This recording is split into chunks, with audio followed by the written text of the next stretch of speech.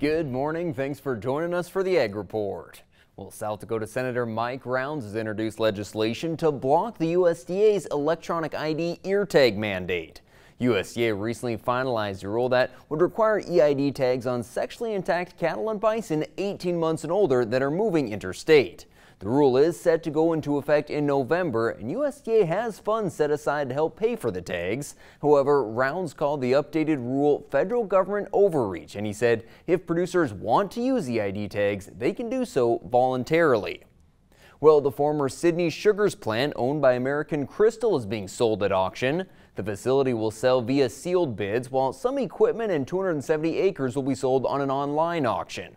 However, it doesn't mean the end of sugar beets in the area. Greenwood Renewable Ventures is exploring a renewable energy plant near Fairview that would create biofuel from sugar beets. A grower association has been formed, and while a new facility is needed, beets may yet return to Richland County. And the Montana Farm Bureau is urging the Fish and Wildlife Service to rethink a proposal to remove agriculture from wildlife refuge lands.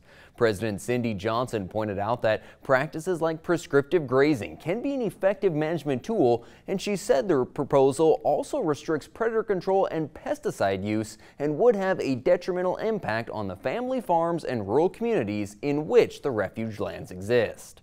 Thanks for being with us this morning. Join us back here shortly for the markets.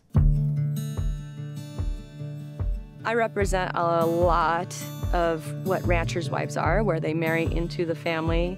Coming into established ranch, the expectations of that is just absolutely overwhelming.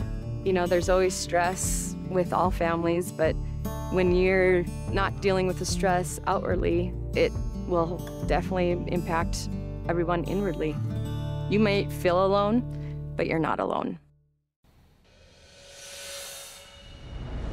Welcome back to the Ag News. You know, this week has been worth millions to the Montana ag community, with broad rain coverage arriving not a moment too soon. At this point, it looks like with the rain and heavy hay supplies may help to keep that hay market subdued.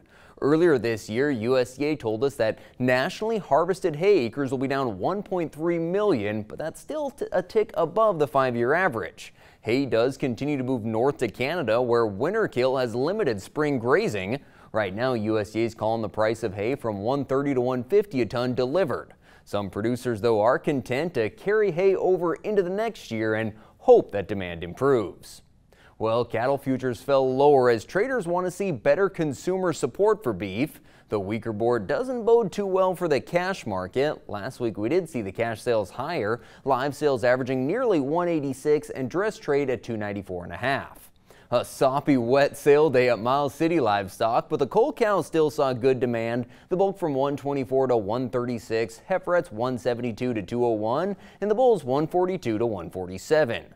Lamb prices staying firm, and cash hog prices are up 25% from where they were a year ago, now at $93. The moisture this week has brought the wheat market down. The trade, though, is now looking towards Friday's World Supply and Demand report that's expected to forecast wheat production up 4% this year and ending stocks rising over the next year. Well, that's going to do it for today's Ag Report. Enjoy your Thursday.